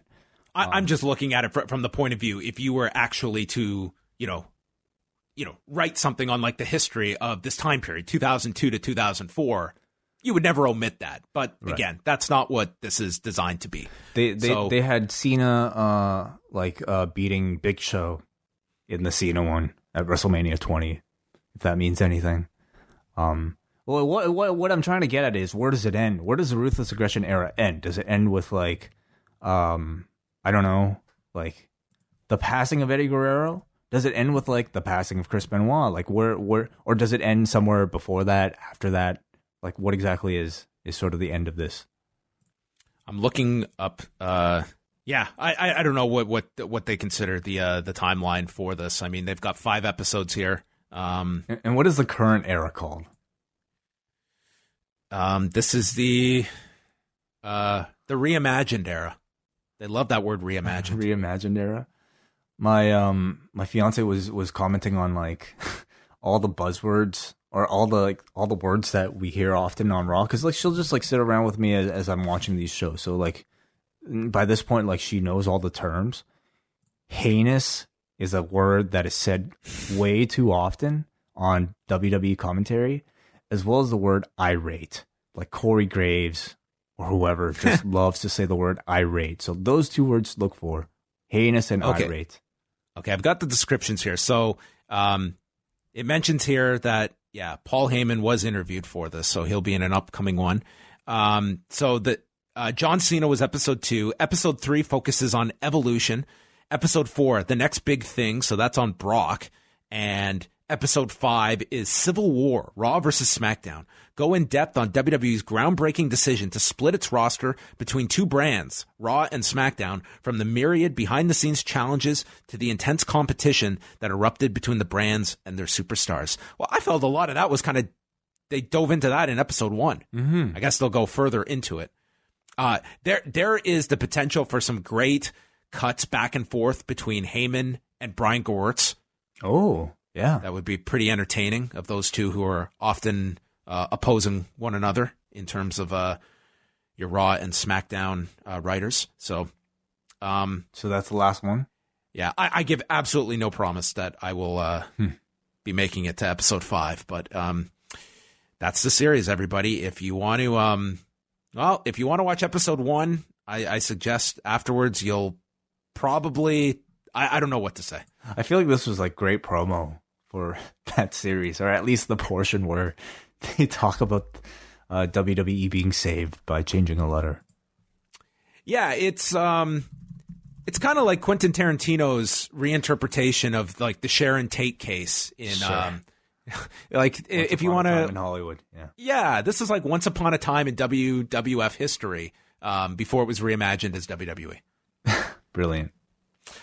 All right. We have gone long enough, everybody, so thank you for tuning in. Way and I will be back Tuesday night with a review of The Wrestler from 1974. That will be available for patrons. And then Wednesday night with a rewind at Dynamite. Again, you can go to postwrestling.com/live for all of our information on our live show in Tampa, happening Sunday, April 5th at noon Eastern Time. Tickets on sale this Thursday at 10 a.m. Eastern Time. So go check that out. $5 off for all patrons for tickets on Thursday. All right. Goodbye, everybody.